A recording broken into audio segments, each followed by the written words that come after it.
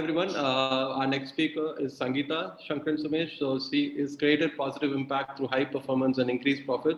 She's the founder and CEO of GainStatic. She's also a best-selling author of What the Finance, and she's been a chartered accountant, management accountant, and completed executive education from Harvard Business School. She's a high performance business coach from International Coaching Federation, professional speaker, and best-selling author. So, hi Sangeeta, how are you? Hi Vinod, I'm well. How are you? I'm doing great. Thanks for joining us. Pleasure. So yeah, we've got this audience here. So we just wanted to understand more about you and what advice you can give them, especially considering this current situation we're all in. Sure thing. I'm happy to share. Yeah, I'll just, do you want to start sharing your screen? Yes, sure. Just a moment.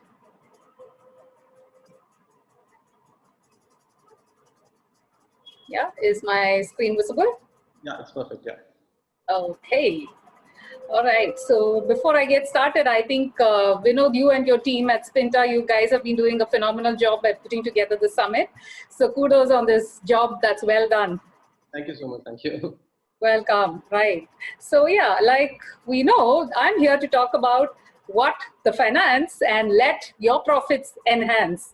You know, especially during times like these, I know many businesses are going through a lot of crisis, and you know, everybody is wondering what to do, what is the best way out. So I thought I'll share, you know, based on my experience and knowledge, what little aspects entrepreneurs can do so that, you know, they are able to gain the most out of their business. Right. So let me start off with a real life anecdote. But before that, I have a question for everybody. Why does a business exist? Any business, irrespective of whatever size, you know, however big, whatever industry, whatever you're into, irrespective of the nature of business, why does a business exist?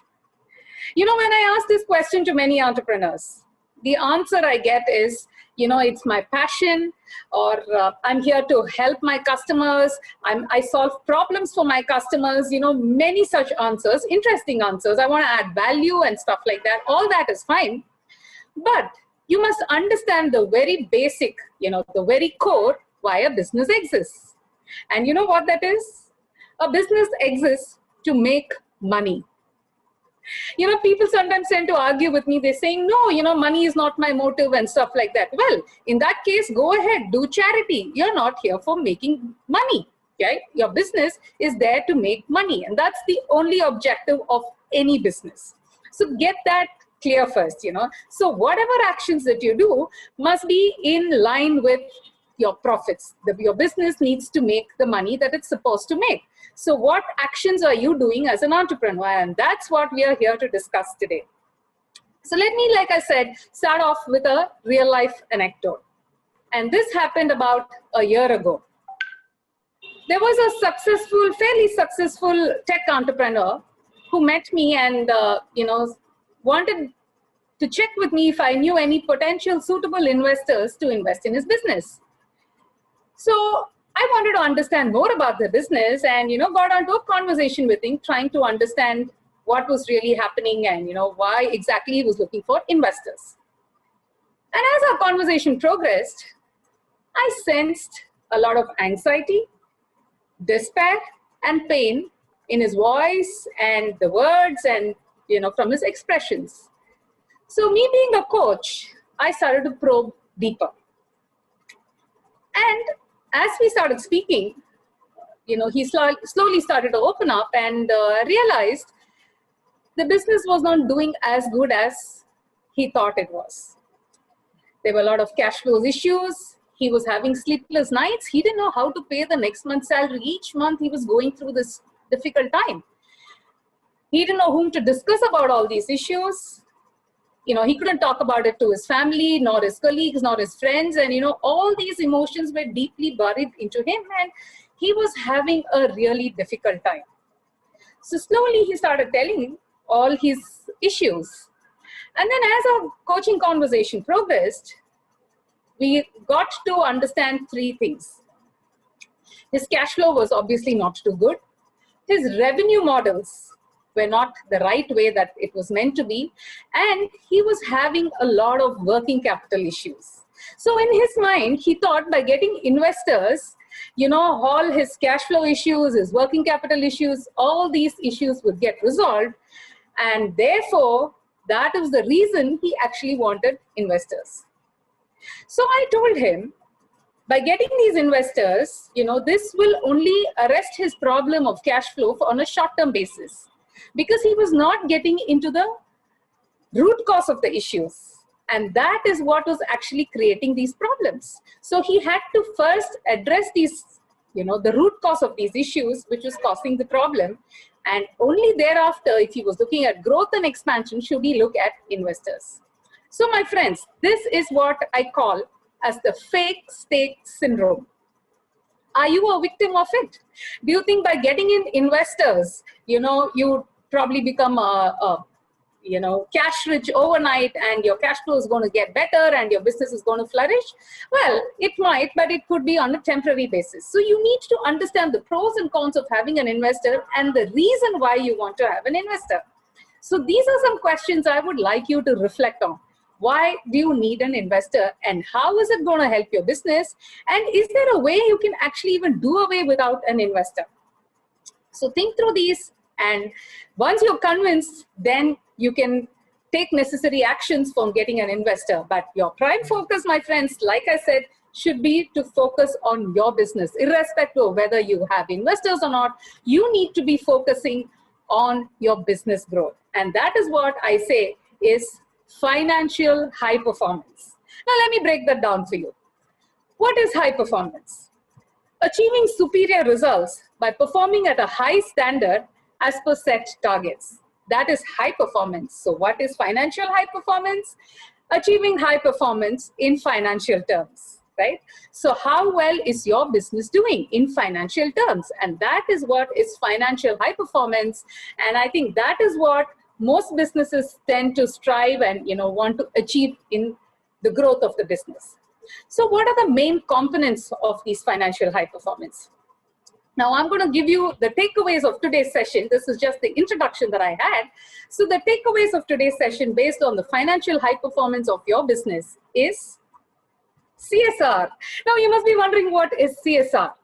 I'm an acronym person. I love to share a lot of acronyms with you. So today I'm giving you a heads up already. I'm going to be sharing 5 acronyms or 5 finance mantras. So let me start off with what CSR is, which is what is going to be your takeaway for today. CSR, most of you might be thinking it's corporate social responsibility, right? So I say this is the CSR for which you are responsible for your business. What does it stand for? C stands for cash management. S stands for your spend management. And R is your revenue management. So once you have these 3 in order, then your business is likely to get to the high financial performance that you've been wanting, right? So let's focus on cash management, spend management, and revenue management for today and see how you can implement these into your business, right? So before I move on to cash management, let me again share another real life anecdote here with you. So this is about a client of mine. When he started his business, he was extremely enthusiastic. He gave up his plush corporate job and he was very excited, started his business with a lot of gusto. The initial few months, no revenue. Slowly the revenue started taking in, and then he wanted to grow his team. He had some people working for him. He had a nice office, and though the revenue was ticking in, it wasn't really sufficient to meet his expenses. Slowly the business started to pick up. He thought, he was headed for more success, and guess what? He started having a lot of cash flow issues.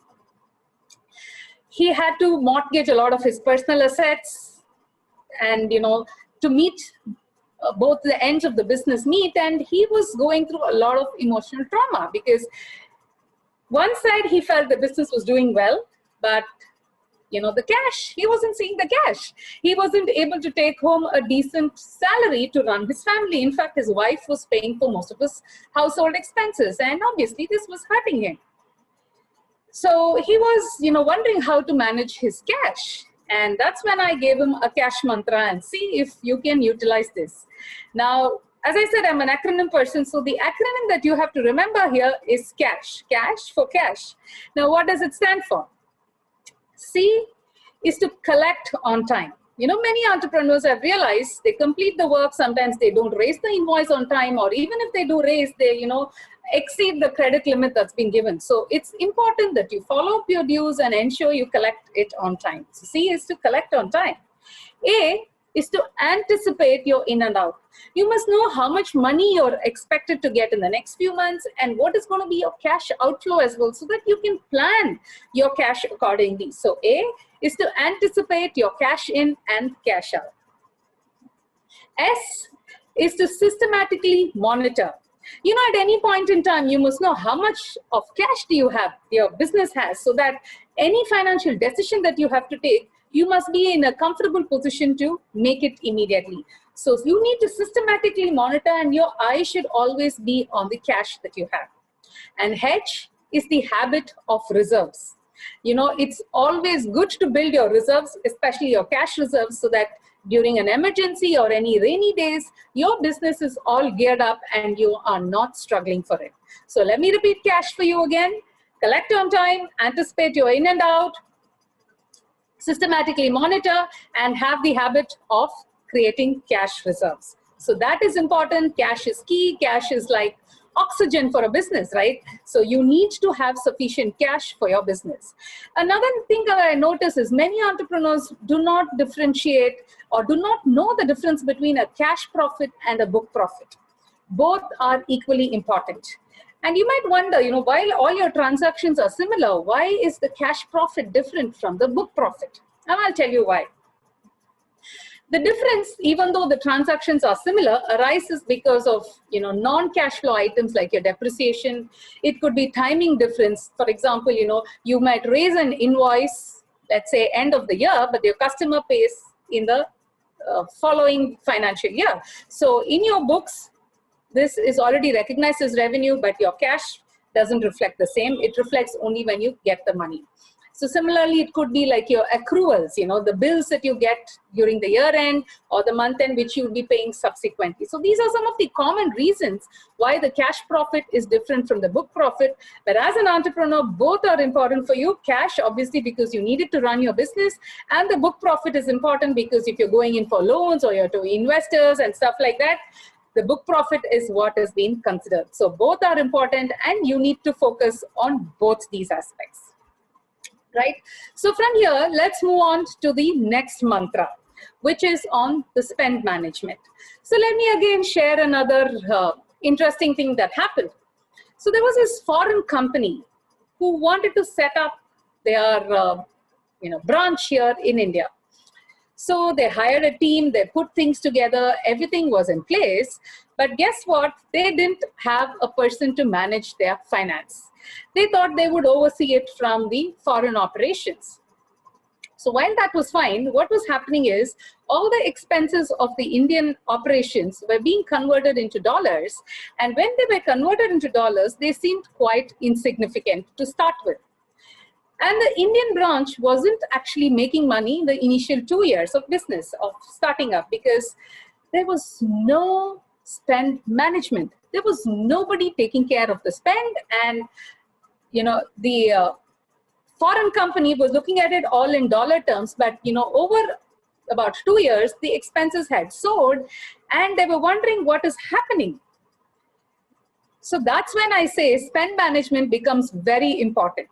And I know most entrepreneurs face this as well, because not too sure on how to manage their spend. So let me share the second acronym here with you, which is CARE. They say, take care of the expenses, right? So remember CARE. So C here stands for control. How are you controlling the costs? Because if you don't control the costs, and if you don't have your eyes on the costs, they just soar up. It's these little things that add up. And then in the end, you're like wondering, oops, what happened to everything? So you need to control your costs from the beginning. A is alternatives. Now, any expense that you're incurring, what are the alternatives that you have? Are you taking sufficient quotes? Are you comparing it with suitable vendors, or is it you're just going with one particular person? So what is the alternate that you have? R stands for required. Is a spend even required? I mean, take a call.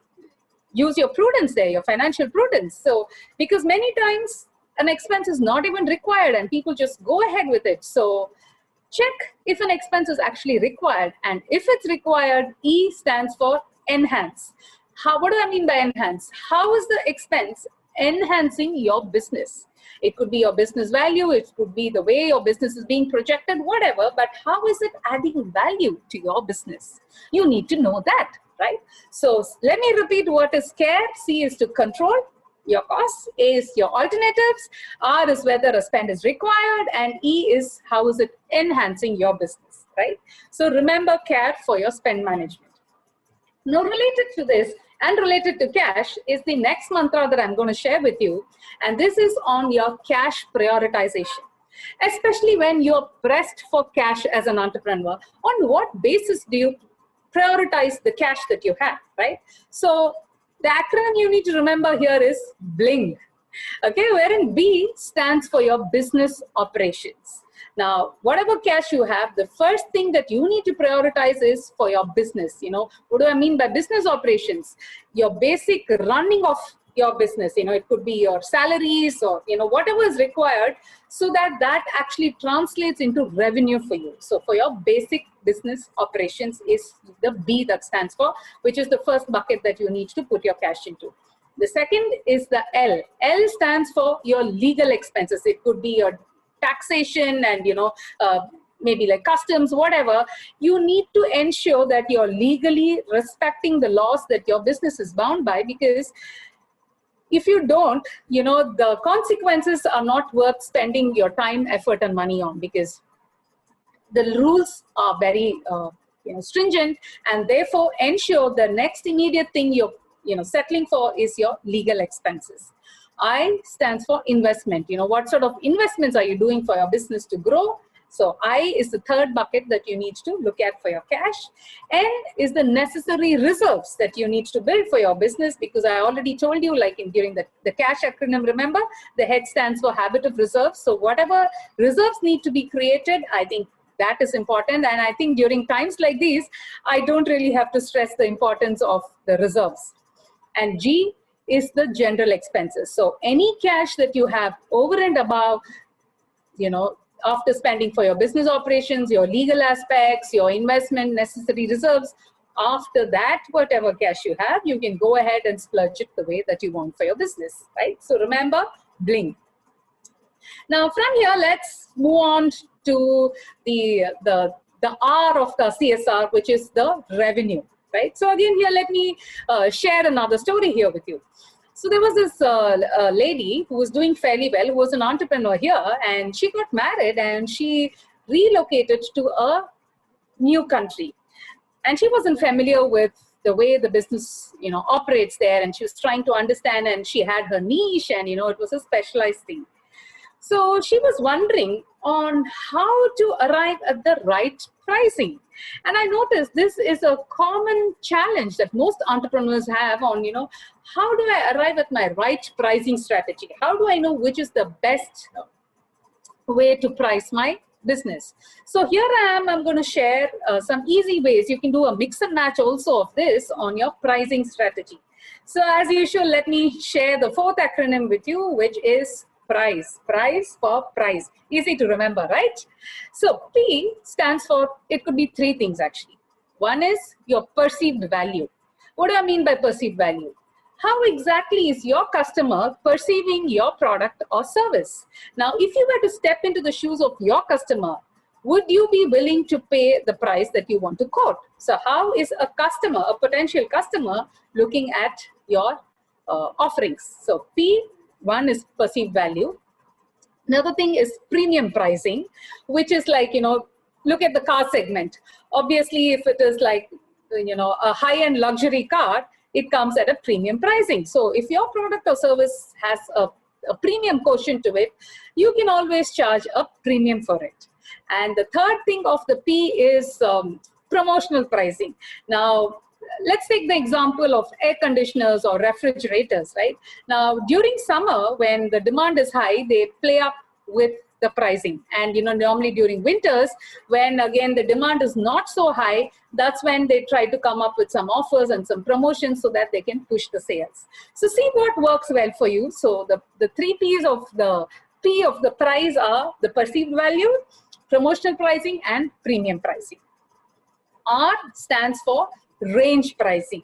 What is a range pricing? Let me give you an example for easy understanding. Now, if you want to pick up any groceries, your vegetables or fruits, for instance, these come at a range, right? So depending on the supply, the produce, and so many other things, they normally come at a range. So if you want, you can adopt a range pricing so that you can customize it for each market that you have, right? So R is your range pricing. I is your industry trends. Now, what is your industry saying about your product? How are your competitors pricing their products? Because your pricing cannot be too different from your competitors, right? So you may have to take into account the industry trends. C is applicable especially if you're starting a new industry, where you don't know, you don't have an industry to benchmark, or you're not sure, you're trying out new waters and stuff like that. So C stands for computing your total cost and adding a margin to it. So let's say your total cost is 100 and then you want a 10% margin. So you add it and you price your product or service at say 110. So that your costs are covered, and then whatever margin that you want, you're able to stick to that and then arrive at a selling price. E is your economic pricing. This is applicable when the volumes are huge, right? When you have a huge number of people getting your products, then you can grow and multiply your margins through the volume. So that's when the economic pricing kicks in. And this example could be like the mobile phones, the service provider of the mobile, the connectivity and stuff like that, because there's a huge population here in India who opt for it. So their margins can probably be thinner. So let me repeat the price again for you. P is your perceived value, promotional pricing, or your premium pricing. R is your range pricing. I is your industry trend. C is to compute your total cost and add a margin to it. And E is your economic pricing. Now, the good thing about it is, you can do a mix and match. Depending on your product, your geography, your kind of customers, everything, you can do a mix and match and see what works best for your product or service. Next, related to all of these, that is the risk aspect, right? Because many times people don't assess the risk. And I'll tell you why. This happened with a client who I was coaching. And what he had done was, he was actually an employee in a fairly large multinational who was doing well in his career. And his childhood buddy had started a business and suggested to him, why don't you be like a sleeping partner and invest into my business? So this guy was very excited because he thought this could be an additional source of revenue for him, and therefore went and invested his entire savings into the business of his childhood friend. Now, while he was just a sleeping partner, he didn't know anything about the business operations. He wasn't actively involved. And to make things worse, you know what? He just trusted his childhood friend, and there was no documentation that was in place to say that he is actually an investor in the business. Now, it's fine. You definitely go ahead and trust your friends. That's not the point. But from a financial aspect, you need to have your documentation in place. Whoever you're dealing with, it could be your sibling, it could be your best friend, whoever, but the way you need to protect yourself financially and legally is to have documentation in place. And many entrepreneurs who have noticed is they don't take the pause to assess and evaluate the risk involved, which I think is very crucial in whatever business that you're doing. So what does the risk acronym stand for? So R is your rewards or your return. By investing, in whatever, it could be in another business, it could be in an equipment, whatever, what sort of rewards or returns are you expecting? So is it worth? So just take a call. So that is one parameter. I is the investment required. What is the amount of investment that's required for you so that you know, you can plan yourself, right? I mean, we spoke about your cash flow, right, in the beginning. So you know how much money is needed, and then you can plan yourself. So what will be the total investment that was required? Because in the example that I gave you, this person kept investing in his friend's business on a periodic basis, and over the period of time, his entire savings was wiped out and he didn't get any returns because the business wasn't doing too well. So you need to know, you know, how is it, you know, what sort of investment is required, what is the period, the duration, and stuff like that. S is to segregate. Segregate what? The pros and cons of investment, or, you know, any decision that you want to take. You need to know the pros and cons. And K is knowingness. You know, when I say knowingness, I mean you need to know the market, you need to know the customer behavior, you know, you need to do a complete study, a market study, so that you know how best your product or service is going to fit in that particular market environment. So let me repeat: risk. R is your risk and rewards. I is the investment required. S is segregating the pros and cons, and K is knowingness. So once you know this, based on that is when you need to take a call for your business as appropriate, right? So remember, the most important thing is you need to evaluate the risks, right? So take a pause, ask yourself some questions. Is it the right thing? Is it the best thing for your business? And what do you get in turn by, you know, making any sort of financial decision for your business, right? It has to be the best thing that you're doing for your business. So that is very important. So I think this was what I wanted to share with you: the CSR, which is the cash aspect, the cash management, which is very important, the spend management, and of course the revenue aspect as well. Because once these three things are in place, then your business should be doing well. Oh yes, and I forgot to mention to you that, you know, you may be wondering, I've shared so many things here with you, and how do you know, make note of all these? So I have my YouTube channel. It's called Sang Sha Soom, an abbreviation of my name. So feel free to subscribe to the channel. I keep sharing a lot of finance mantras, a lot more than these. So at any point in time, you can go hear them out and see what is the best applicable thing for your business. And, you know, you can just start implementing. Most of them are very easy, simple takeaways that I have, easily implementable. So please feel free to go and subscribe to the channel. And yes, so if you would like to connect with me, these are my coordinates, and I'm very happy to, you know, engage with you to see how best, you know, your profits can grow. And I would also like to share with you that watch out for my next book, which is going to be launched very soon. And guess what it's called? It's called Get High.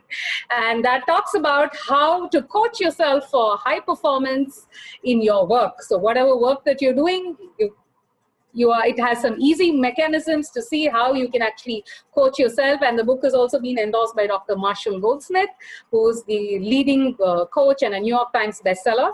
So I look forward to hearing from all of you, you know, be it on What the Finance, my book, or the upcoming one, Get High. I would love to connect and engage with you. And I wish you all the very best. And I would really love to see your profits grow in leaps and bounds. So signing off here is Sangeeta Shankran Sumesh, and all the very best to you. Thank you so much, Sangeeta, for your amazing speech. And it's actually nice the way you used abbreviations.